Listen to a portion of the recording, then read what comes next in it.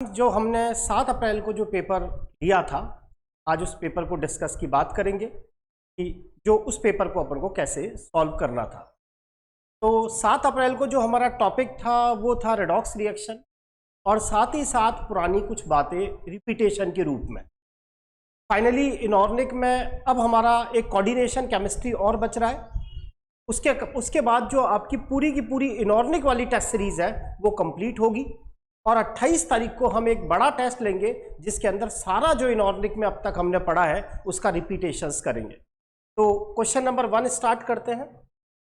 एक बात और, अगर आपको मेरी क्लासेस, नवीन सर की क्लासेस अच्छी लगती है तो आप इसको लाइक करें और ज़्यादा से ज़्यादा शेयर करें। बार बार एक ही बात, अपनी स्टडी को कंटिन्यूटी में रखें, बीच में ना छोड़ें, क्योंकि कई बार ऐसा हमें लगता है कि हम लास्ट के 5-6 महीने जब वैकेंसी आएगी तब सब कुछ कर लेंगे। ऐसा नहीं है। मैं ये भी नहीं कहता, मैं बार बार यही कहता हूं कि जो रिपीटर्स स्टूडेंट्स हैं वो एटलीस्ट टेस्ट सीरीज ज्वाइन करें और उन क्वेश्चंस को करने की कोशिश करें कि ये क्वेश्चंस हमारे कैसे होंगे। अब हम आज क्वेश्चन नंबर 41 जो हमारा टेस्ट का है उसकी बात कर रहे हैं। इसके अंदर आपको जो हमारा 15 नंबर का जो ग्रुप्स है, जिसको आप नाइट्रोजन परिवार कहते हैं, उसके यहाँ हाइड्राइड्स दे रखे हैं और उनके बॉइलिंग पॉइंट का आपको ऑर्डर बताना है।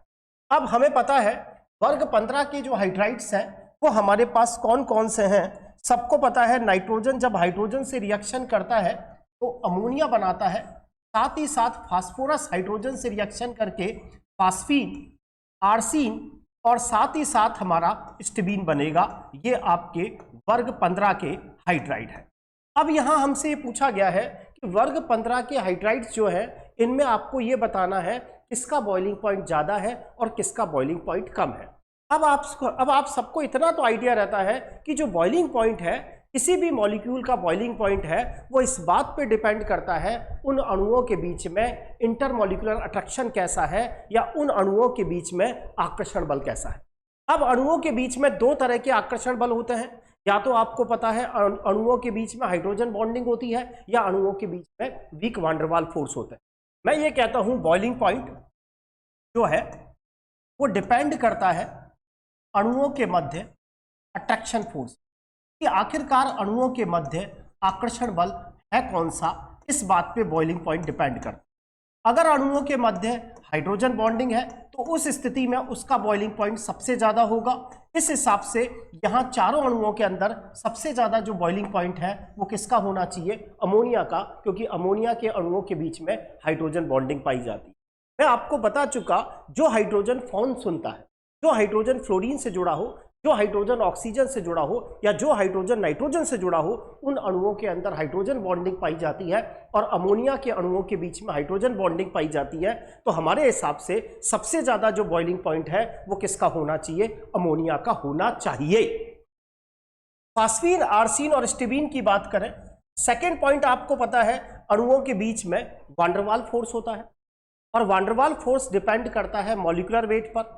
जिसका मॉलिक्यूलर वेट ज्यादा होगा उसका वांडरवाल फोर्स ज्यादा होगा, जिसका वांडरवाल फोर्स ज्यादा होगा उसका बॉइलिंग पॉइंट ज्यादा होगा। और इन सब के अंदर आप सबको दिखाई दे रहा है कि सबसे ज्यादा जो मॉलिक्यूलर वेट है वो किसका होना चाहिए, स्टिबीन का। उसके बाद नंबर आना चाहिए आर्सीन का, और सबसे कम आप सबको पता है मॉलिक्यूलर वेट इन तीनों में किसका होगा, फास्फीन। भाई ये तो कन्फर्म है अमोनिया का बॉइलिंग पॉइंट सबसे ज्यादा होना चाहिए क्योंकि यहाँ हाइड्रोजन बॉन्डिंग है। और इन तीनों का जो आंसर है वो आप वांडरवाल फोर्सेस से देंगे। जिसका वांडरवाल फोर्स ज्यादा होगा उसका बॉइलिंग पॉइंट ज्यादा होगा। वांडरवाल फोर्स स्टिबीन का ज्यादा क्यों है, क्योंकि इसका मॉलिक्यूलर वेट ज्यादा है। होना ये ऑर्डर चाहिए, लेकिन यहाँ एक्सेप्शन है अमोनिया और स्टिबीन में। स्टिबीन का जो बॉइलिंग पॉइंट होता है वो अमोनिया से ज्यादा होता है। तो सबसे ज्यादा जो बॉइलिंग पॉइंट है वो किसका होना चाहिए, स्टिबीन का होना चाहिए। ये एक्सेप्शन है, आपको याद ही रखना पड़ेगा। तो इस हिसाब से तो हमारा आंसर होगा स्टिबीन। तो स्टिबीन का बॉइलिंग पॉइंट सबसे ज्यादा होगा और ये क्लियर दिख रहा है स्टिबीन से कम किसका होगा, अमोनिया का। तो ऐसा ऑप्शन आपको एक तो यहां दिख रहा है, ये हो नहीं सकता। एक ऑप्शन ये दिख, यहां हमें दिख गया कि सबसे ज्यादा बॉइलिंग पॉइंट स्टिबीन का होगा, उससे कम अमोनिया का होगा, उससे कम आर्सीन का होगा और सबसे कम बॉइलिंग पॉइंट फास्फीन का होगा। इसीलिए 41 का आंसर 1 रहा, फास्फीन, देन आर्सीन, देन अमोनिया और देन स्टिबीन। क्वेश्चन करते समय चारों ऑप्शंस को एक एक करके क्रॉस कर लो, उसके बाद अपने नेक्स्ट क्वेश्चन फर्स्ट ग्रेड 2013 में इस साल पूछा गया। इनमें से वो कौन सा नाइट्रोजन है जिस पर हाईएस्ट ऑक्सीडेशन नंबर है, यानी ये आपको जो चारों कंपाउंड दे रखे हैं इनके अंदर आपको नाइट्रोजन पर देखना है कि किसमें ऑक्सीडेशन नंबर सबसे ज्यादा होगा। पहली बात तो आप सबको पता है नाइट्रोजन पी ब्लॉक का तत्व है और पी ब्लॉक के तत्व में हाईएस्ट ऑक्सीडेशन नंबर किसके बराबर होता है, सहयोजी कोष में इलेक्ट्रॉन के बराबर। आप सबको पता है नाइट्रोजन के भाइतम कोष में 5 इलेक्ट्रॉन है, इसीलिए नाइट्रोजन पर मैक्सिमम ऑक्सीडेशन नंबर कितना हो सकता है, +5। अगर मुझे ये देखना है इस पर मिनिमम ऑक्सीडेशन नंबर क्या होगा, तो फॉर्मूला है n-8, तो 5 में से 8 गया तो आपका क्या रहा, -3। इसका मतलब यह है कि जो हमारा नाइट्रोजन परिवार है उस पर ऑक्सीडेशन नंबर -3 से कहाँ हो सकता है, +5 के बीच में आ सकता है। अगर आप इस अमोनिया में नाइट्रोजन पर ऑक्सीडेशन नंबर निकालें, जिस पर निकालना है उसको x, 3 हाइड्रोजन पर +3, सबका बीजगणितीय योग 0 हुआ, तो यहाँ नाइट्रोजन पर ऑक्सीडेशन नंबर कितना आएगा, -3। नाइट्रोजन पर ऑक्सीडेशन नंबर -3 आ सकता है, बिल्कुल आ सकता है। ये आपका हाइड्रोजोइक एसिड है, यहाँ हमें 3 नाइट्रोजन दे रखे हैं तो लिखेंगे 3x, हाइड्रोजन पर ऑक्सीकरण +1, बीजगणितीय योग 0, तो इसका मतलब यहाँ नाइट्रोजन पर जो ऑक्सीडेशन नंबर निकल कर आएगा वो निकल कर आएगा -1/3। यहाँ आपको दिखाई भी दे रहा है कि मुझे 2 नाइट्रोजन है और 2 हाइड्रोजन है, एक हाइड्रोजन पर +1, 2 हाइड्रोजन पर +2, 2 हाइड्रोजन पर +2, यानी टोटल ये प्लस का 4 हो गया, तो माइनस का भी 4 होना चाहिए। हर नाइट्रोजन पर कितना आएगा, -2 आएगा। और चाहो तो आप देख भी सकते हो कि इस नाइट्रोजन पर निकालना है x, 2 हाइड्रोजन पर +2, नाइट्रोजन पर निकालना है x, 2 हाइड्रोजन पर +2, सबका बीजगणितीय योग कितना हुआ, 0, तो 2x बराबर -4, तो x बराबर क्या आएगा, -2 आएगा। यहां हमें दिखाई दे रहा है इस नाइट्रोजन पर ऑक्सीडेशन नंबर निकालना है x, 2 हाइड्रोजन पर +2, ऑक्सीजन पर -2, हाइड्रोजन पर 1, सबका बीजगणितीय योग 0, यहाँ x बराबर क्या आएगा, -1। इसमें नाइट्रोजन पर ऑक्सीडेशन नंबर आया -1, इसमें नाइट्रोजन पर ऑक्सीडेशन नंबर आया -2, इसमें नाइट्रोजन पर ऑक्सीडेशन नंबर आया -3 और इसमें नाइट्रोजन पर ऑक्सीडेशन नंबर आया -1/3। और आपसे यही पूछा गया कि वो नाइट्रोजन बताएं जहां हाईएस्ट ऑक्सीडेशन नंबर है, तो आप सबको पता है -3 से बड़ा होता है -2 और -2 से बड़ा होता है -1 और -1 से बड़ा कौन होता है, -1/3। इसीलिए इसका आंसर आरपीएससी ने क्या माना, सेकंड माना। नेक्स्ट क्वेश्चन आपसे क्वेश्चन नंबर 43 पूछा गया फर्स्ट ग्रेड में। क्वेश्चन यह है कि जो फ्लोरीन है ये वेरिएबल ऑक्सीडेशन, फ्लोरीन हमेशा -1 ऑक्सीडेशन स्टेट दिखाता है, जबकि अन्य जो हेलोजेंस हैं वो +1 भी दिखा लेती हैं, +3 भी दिखा लेती हैं, +5 भी दिखा लेती हैं, +7 भी दिखा लेती हैं। क्वेश्चन यह है कि जो फ्लोरीन है वो वेरिएबल ऑक्सीडेशन स्टेट नहीं दिखाता, फ्लोरीन केवल -1 ऑक्सीडेशन स्टेट दिखाता है, होता है HF, H+F-। तो फ्लोरीन हमेशा -1 ऑक्सीडेशन स्टेट दिखाता है, जबकि जो अन्य हेलोजेंस हैं उनमें नेगेटिव, पॉजिटिव किसी भी प्रकार की ऑक्सीडेशन स्टेट हो सकती है। ये स्टेटमेंट बिल्कुल सही है। और उसका कारण क्या है, उसका कारण यह है, आप सबको पता है फ्लोरीन सर्वाधिक विद्युत ऋणी तत्व है, तो वो अपनी ओर इलेक्ट्रॉन खींचेगा ही, इसीलिए उसके ऊपर हमेशा चार्ज -1 ही आएगा। तो कथन भी सही है और कारण भी सही है, और कारण कथन का क्या है, सही व्याख्या करता है, इसीलिए इसका आंसर ये गया। इस तरह के क्वेश्चन आजकल फर्स्ट ग्रेड में, सेकंड ग्रेड में काफी आने लगे हैं। कथन और कारण दे देगा, फिर कहेगा क्या कथन सही है, कारण सही है, यहाँ कथन भी सही है, कारण भी सही है, असर्शन भी सही है, रीजन भी सही है, उसका एक्सप्लेनेशन भी सही है, इसीलिए आंसर गया ए और आर दोनों सही हैं और आर ए की सही व्याख्या करता है। यहाँ क्वेश्चन में ये कहना चाह रहा है कि फ्लोरीन वेरिएबल ऑक्सीडेशन नहीं दिखाता, जबकि अन्य हेलोजन क्लोरीन, ब्रोमीन, आयोडीन वो किसी भी तरह की ऑक्सीडेशन स्टेट दिखा देते हैं। फ्लोरीन -1 ही क्यों दिखाता है, उसका रीजन यह है कि वो सर्वाधिक विद्युत ऋणी तत्व है, किसी को देने का तो सवाल ही नहीं है, इलेक्ट्रॉन को खींचेगा, इसीलिए कथन सही है, कारण सही है और कारण कथन की सही व्याख्या करता है। यहां आपको 4 कंपाउंड दे दिए गए हैं और पूछा गया है कि आपको केंद्रीय परमाणु पर यह देखना है ऑक्सीडेशन नंबर कितना आ रहा है और उसको बढ़ते हुए क्रम में अरेंज करना।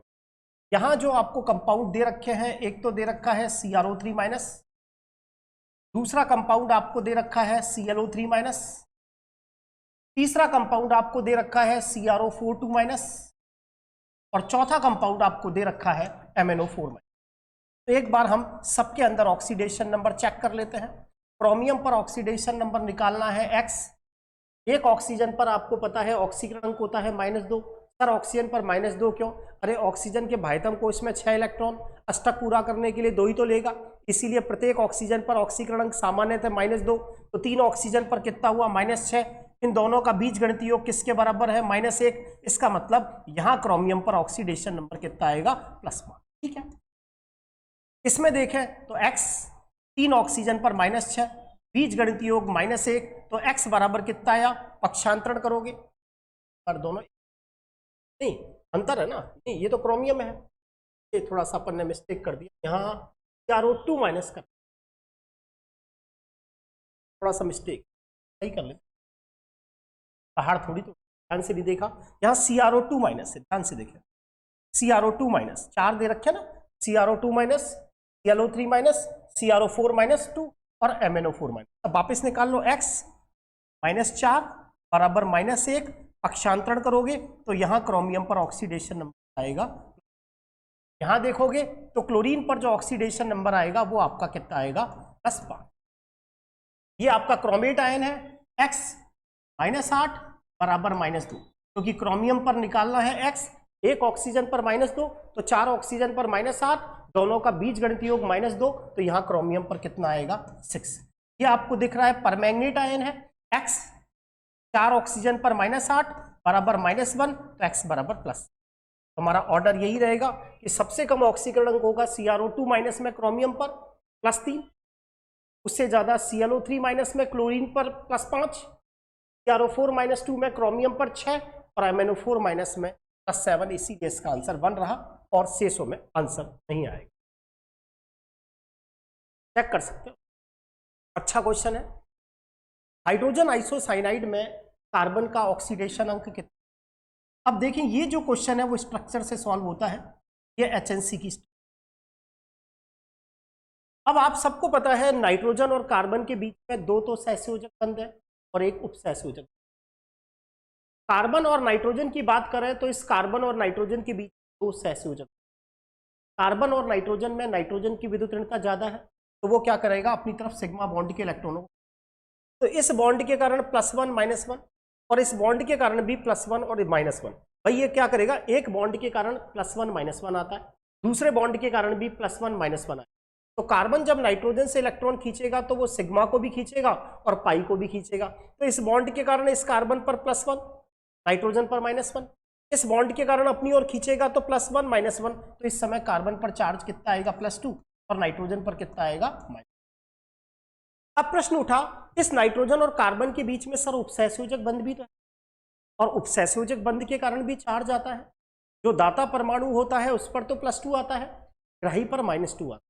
लेकिन बेटा वो चार्ज तभी आता है जब उपसहसंयोजक बंध या तो समान परमाणुओं के बीच का बना हुआ हो, या उपसहसंयोजक बंध ऐसे परमाणुओं के बीच बना हुआ हो जिसमें दाता की विद्युत ऋणता कम हो और ग्राही की ज्यादा हो। लेकिन यहाँ उल्टा हो गया, देने वाले की विद्युत ऋणता तो ज्यादा है और लेने वाले की विद्युत ऋणता कम है, तो ऐसे उपसहसंयोजक बंध के कारण किसी भी तरह का चार्ज नहीं आता। यही कारण है HNC में कार्बन पर जो ऑक्सीडेशन नंबर निकल रहा है वो आपका कितना निकल रहा है? +2। सोडियम थायोसल्फेट में सल्फर पर ऑक्सीडेशन नंबर बताएं। सेकंड ग्रेड 2011, सिंपल सा क्वेश्चन था। सोडियम थायोसल्फेट में सल्फर पर ऑक्सीडेशन नंबर बताएं। 2 सोडियम पर हो गया +2, सल्फर 2 है तो 2x, 3 ऑक्सीजन पर -6, कुल मिलाकर कंपाउंड उदासीन है तो बीजगणितीय योग 0। 2x किसके बराबर आएगा? 6 में से 2 माइनस जाएगा 4 के बराबर, तो 2x बराबर 4, तो इसका मतलब x बराबर आपका कितना आएगा? +2। सोडियम थायोसल्फेट में केंद्रीय जो सल्फर है, या मैं कहूं जो एवरेज ऑक्सीडेशन नंबर है, वो कितना निकलता है? +2। इनमें से ऐसा कौन सा यौगिक है जिसमें क्लोरीन में 2 ऑक्सीडेशन नंबर? देखो यहां क्लोरीन पर आपको केवल -1, यहां क्लोरीन पर अगर निकालोगे तो एक पोटेशियम पर +1। अब देखो यहां तो एक ही क्लोरीन है तो एक ही ऑक्सीडेशन नंबर आएगा, यहां भी एक ही क्लोरीन है तो एक ही ऑक्सीडेशन नंबर आएगा। लेकिन जो ये आपका ब्लीचिंग पाउडर है ना, उसकी स्ट्रक्चर इस तरह की होती है कि दोनों क्लोरीन पर अलग अलग ऑक्सीडेशन नंबर आता है। जैसे ब्लीचिंग पाउडर की स्ट्रक्चर ये है CaO और ये C। अब आपको पता है कैल्शियम मेटल है, इलेक्ट्रॉन देगी और क्लोरीन लेगा, सिंगल बॉन्ड के कारण इस क्लोरीन पर चार्ज कितना आएगा, माइनस। क्लोरीन और ऑक्सीजन में आपको पता है ऑक्सीजन की विद्युत ऋणता ज्यादा होती है, ऑक्सीजन की विद्युत ऋणता 3.5 है, ये खींचू खींचू का काम करेगा, इस चक्कर में क्लोरीन पर ऑक्सीडेशन नंबर कितना आएगा, +1। ये जो ब्लीचिंग पाउडर है इसके अंदर ये दोनों क्लोरीन जो होते हैं उनके ऊपर ऑक्सीडेशन नंबर एक जैसा नहीं होता, बल्कि कैसे अलग अलग। क्वेश्चन वापस रिपीट है, इनमें से वो कौन सा तत्व है जो पॉजिटिव ऑक्सीडेशन स्टेट नहीं दिखाता है? फास्फोरस, सल्फर, क्लोरीन और फ्लोरीन। अभी अभी बताया फ्लोरीन एकमात्र ऐसा एलिमेंट है, ऐसी हैलोजन है जो कभी भी पॉजिटिव ऑक्सीडेशन नंबर नहीं दिखाती, वो हमेशा क्या दिखाती है, नेगेटिव F-1 बताता है। का रीजन अभी अभी कहा, फ्लोरीन सर्वाधिक विद्युत ऋणी तत्व है, देने का काम नहीं है, इलेक्ट्रॉनों को अपनी ओर क्या करेगा, खींचेगा। इनमें से आपको 4 एल्किल हैलाइड दे रखे हैं, methyl chloride, carbon tetrachloride, chloroform, methylidene dichloride या मैथिलीन क्लोराइड। इनके अंदर मुझे ये देखना है कि किस कार्बन पर ऑक्सीडेशन नंबर ज्यादा होगा। यहां अगर आप कार्बन पर ऑक्सीडेशन नंबर निकालेंगे तो X, 3 हाइड्रोजन पर +3, क्लोरीन पर -1, सबका बीजगणित योग 0। यहां कार्बन पर जो ऑक्सीडेशन नंबर निकलेगा वो आपका कितना, -2। कार्बन टेट्राक्लोराइड में कार्बन पर ऑक्सीकरण निकालना है X, 4 क्लोरीन पर -4, बीजगणित योग 0, तो यहाँ कार्बन पर जो ऑक्सीडेशन नंबर वो +4। यहाँ कार्बन पर निकालना है X, 1 हाइड्रोजन पर +1, 3 क्लोरीन पर -3, सबका बीजगणित योग 0, यहाँ कार्बन पर ऑक्सीडेशन नंबर +2 निकल। यहाँ कार्बन पर निकालना है X, 2 हाइड्रोजन पर +2, 2 क्लोरीन पर -2 बराबर 0, तो यहाँ कार्बन पर ऑक्सीडेशन नंबर आपका 0 निकलेगा, इसीलिए इसका आंसर क्या रहा, सेकंड। क्वेश्चन वापस रिपीट हुआ, इस साल फर्स्ट ग्रेड में भी पूछा गया, जो हाइड्रोजोइक एसिड है उसमें नाइट्रोजन पर ऑक्सीडेशन नंबर कितना होता है। तो अभी अभी बताया था हाइड्रोजोइक एसिड में नाइट्रोजन पर जो ऑक्सीडेशन नंबर है वो -1, क्योंकि 3 नाइट्रोजन है। आप वैसे भी सोच सकते हैं, एक हाइड्रोजन पर ऑक्सीडेशन नंबर आ रहा है +1, ये उदासीन तभी तो होगा जब तीनों नाइट्रोजन पर -1 होगा, तो इसका मतलब एक नाइट्रोजन पर ऑक्सीडेशन नंबर कितना आएगा, -1, हाइड्रोजोइक। अच्छा क्वेश्चन है, CrO5 में क्रोमियम पर ऑक्सीडेशन नंबर बताना। अब देखो CrO5 में अगर आप जल्दीबाजी करोगे तो आप जल्दीबाजी में क्या कर दोगे, X, 5 ऑक्सीजन पर -10 बराबर 0, तो X बराबर क्या है, +10। और अगर आप सबको पता हो जो क्रोमियम है वो कभी भी +10 ऑक्सीडेशन नहीं दिखा सकता, क्रोमियम पर हाईएस्ट ऑक्सीडेशन होता है +6।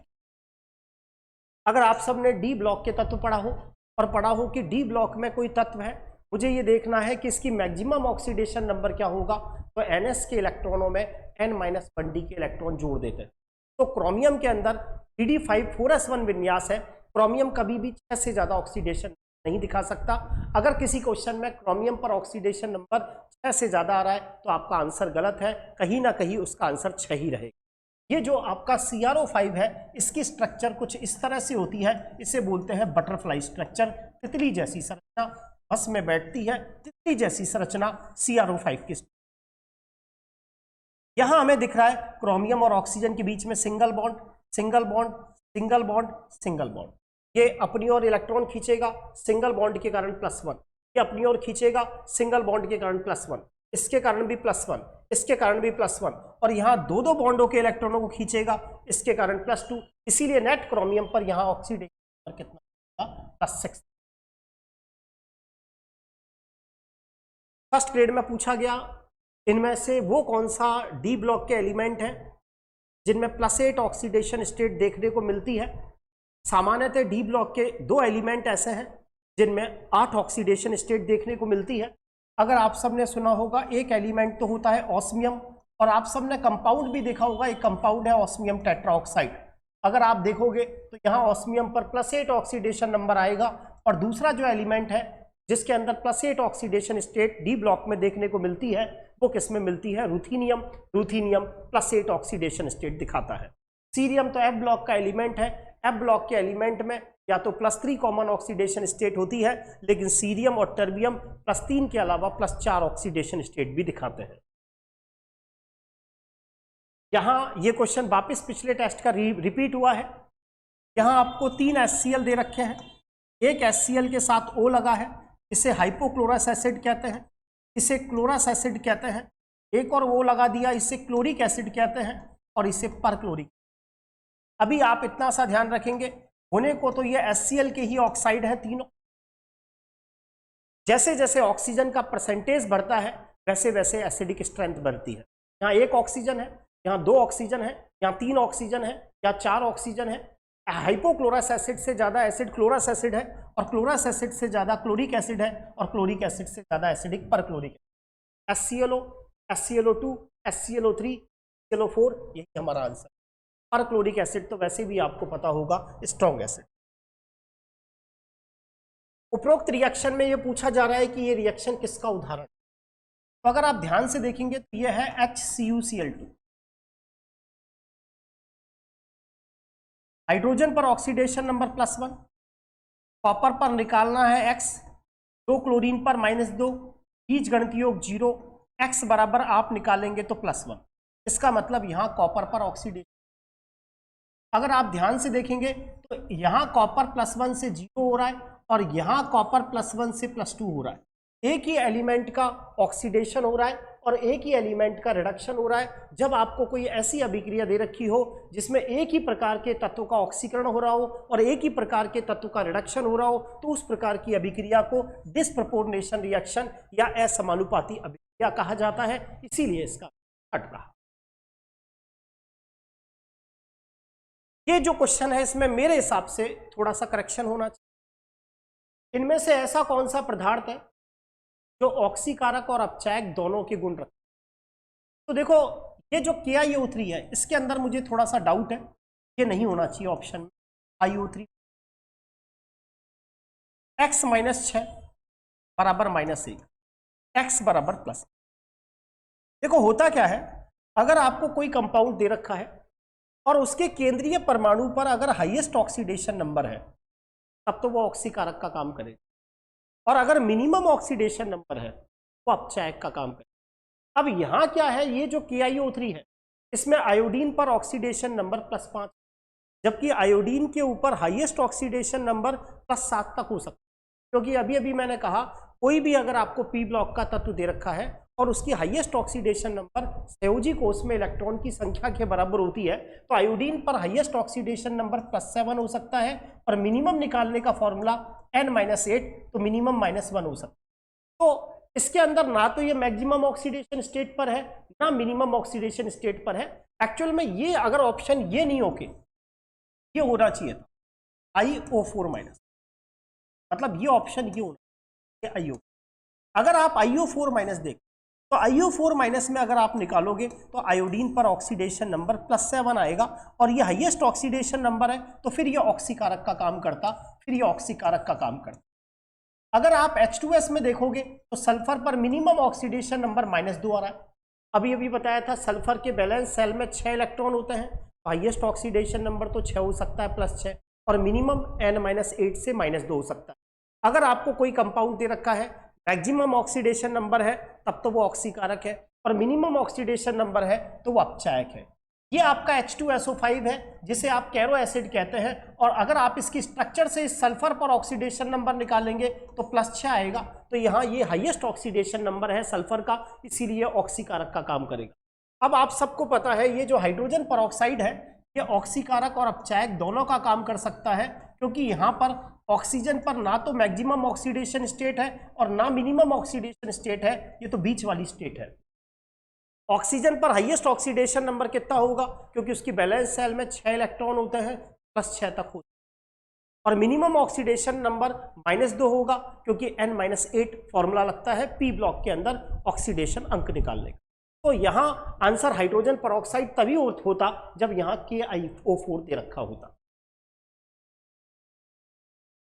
उपरोक्त इक्वेशन को आपको बैलेंस करना है, क्योंकि ये इक्वेशन एसिडिक मीडियम में दे रखी है। सारी की सारी इक्वेशन बैलेंस है, बस आपको यहाँ इलेक्ट्रॉन को बैलेंस करना। अगर आप ध्यान से देखेंगे तो डाइक्रोमेट आयन एसिडिक मीडियम है, n इलेक्ट्रॉन को ग्रहण करता है। ऑक्सीकारक पदार्थ वो पदार्थ हैं जो इलेक्ट्रॉनों को ग्रहण करते हैं, और ये Cr+3 में कन्वर्ट हो रहा है। अब मुझसे पूछा जा रहा है यहाँ n का मान क्या है। तो देखो कुल मिलाकर मुझे चार्ज को बैलेंस करना। अगर मैं RHS साइड देखूंगा तो यहाँ टोटल है +6।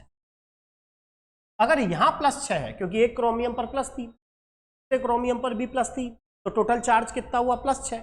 अगर RHS साइड पर +6 है तो LHS साइड पर भी +6 होना चाहिए। अब 14 तो प्लस के हैं, उसमें से 2 गए तो ये रह गए प्लस के 12। तो सीधी सी बात है, अगर मैं यहाँ 6 इलेक्ट्रॉन जोड़ दूं, अगर मैं 6 इलेक्ट्रॉन जोड़ दूं तो ये टोटल 6 आ जाएगा। इसीलिए डाइक्रोमेट एसिडिक मीडियम में 6 इलेक्ट्रॉन को ग्रहण करके Cr+3 में कन्वर्ट। इस क्वेश्चन में मैंने कहा ना वापस थोड़ा सा प्रॉब्लम है। इनमें से कौन सा ऑक्सीकारक और अपचायक दोनों का काम नहीं कर सकता, ये होना चाहिए था। इनमें से ऐसा कौन है जो ऑक्सीकारक और अपचायक दोनों की भांति व्यवहार नहीं करता, ऐसा होना चाहिए। भी थोड़ा सा, क्योंकि यहाँ सल्फर पर ऑक्सीडेशन नंबर +4 आएगा, तो ये दोनों काम कर सकते। यहाँ मैंगनीज पर ऑक्सीडेशन नंबर +4 आएगा, ये दोनों काम कर सकते। Al2O3 में एल्युमिनियम पर केवल +3 ऑक्सीडेशन नंबर, और आपको पता है बोरोन परिवार में आता है एल्युमिनियम, और इसके भाइतम कोश में, एल्युमिनियम के भाइतम कोश में 3 इलेक्ट्रॉन। हाईएस्ट ऑक्सीडेशन नंबर अगर हम देखें तो +3 ही तो होगा, तो यहाँ एल्युमिनियम +3 फॉर्म में है, तो इसीलिए ऑक्सीकारक का काम कर सकता है। और चौथे ऑप्शन में भी कहीं ना कहीं चेंज होना चाहिए, ऐसे चलेगा। CrO3 में x बराबर +6 निकलेगा, हाईएस्ट ऑक्सीडेशन नंबर है ये भी ऑक्सीकारक का काम करेगा। हाँ, तो करेक्शन हो गया ना, इसलिए तो मैं कह रहा हूँ इसमें भी करेक्शन आना चाहिए, कुछ ना कुछ चेंज आना चाहिए, तभी Al2O3 सेट होता। यानी 6 हो गया, फिर तो ये ऑक्सीकारक का काम करेगा ना। और क्वेश्चन तो यह है कि इनमें से वो कौन है जो ऑक्सीकारक और अपचायक दोनों की भांति व्यवहार नहीं करता, ये भी करता है, ये भी करता है, ये ऑक्सीकारक की तरह करता है, ये भी ऑक्सीकारक की तरह करता है, तो 2 आंसर हो जाते। ये वही रिएक्शन है। अगर आप इस क्लोरीन पर ऑक्सीडेशन नंबर देखेंगे तो 0, यहाँ -1, और यहाँ x -8 बराबर -1, यहाँ +7। ध्यान से देखेंगे तो क्लोरीन का ऑक्सीडेशन भी हो रहा है और क्लोरीन का रिडक्शन भी हो रहा है। एक ही प्रकार के एलिमेंट का ऑक्सीडेशन हो और एक ही प्रकार के एलिमेंट का रिडक्शन हो तो वो रिएक्शन डिस्प्रपोर्शनेशन रिएक्शन कहलाती है। और यहाँ क्लोरीन का ऑक्सीडेशन भी हो रहा है और साथ ही साथ क्लोरीन का क्या हो रहा है, रिडक्शन भी हो रहा है। क्लोरीन को अगर आप गर्म और सांद्र NaOH विलयन के साथ रिएक्शन कराते हैं तो ये थोड़ा सा आपको ध्यान रखना है। क्लोरीन की रिएक्शन अगर बेसिक मीडियम में कराई जाए और गर्म और सांद्र NaOH के साथ कराई जाए तो एक क्लोरीन तो कन्वर्ट होता है क्लोराइड आयन में और दूसरा कन्वर्ट होता है ClO3-। तो इसका इस क्लोरीन पर ऑक्सीडेशन नंबर 0 से -1, एक चेंज तो हुआ 0 से -1 एक क्लोरीन में, तो ये क्लोरीन है, आप ये मान लें एक में तो हुआ 0 से -1, ऐसा ऑप्शन। और दूसरे के अंदर 0 से x -6 बराबर -1, दूसरे में होगा 0 से +5, इसीलिए आंसर 4। किस यौगिक की ऑक्सीकारक क्षमता सबसे ज्यादा है? ऑक्सीकारक क्या होता है? देखो 2 चीजें हैं। अपचायक तो वो है जो दूसरे का अपचन करता है, खुद का ऑक्सीकरण करता है। ऑक्सीकारक पदार्थ वो है जो दूसरे का ऑक्सीकरण करता है, खुद का अपचन करता है। मोटी मोटी बात को, अपचायक जिसको पचता नहीं है, जो इलेक्ट्रॉन त्यागता है, और ऑक्सीकारक वो है जो इलेक्ट्रॉन ग्रहण करता है। हमें पता है सर्वाधिक विद्युत ऋणी तत्व फ्लोरीन है, तो वो इलेक्ट्रॉन देगा तो है नहीं, वो तो इलेक्ट्रॉन ग्रहण ही करेगा। इसीलिए यहाँ सबसे अच्छा जो ऑक्सीकारक होगा वो F2 होगा। और दूसरी चीज मैंने आपको बताई थी कि अगर आप इलेक्ट्रोकेमिकल सीरीज को देखेंगे तो आपको पता चलेगा कि जो फ्लोरीन है इसका मानक अपचन विभव सबसे ज्यादा होता है, और जिसका मानक अपचन विभव सबसे ज्यादा होता है वो अच्छे ऑक्सीकारक। आज हम इतना ही करेंगे और बचे हुए 20 क्वेश्चन कल करेंगे। थैंक यू आज के लिए।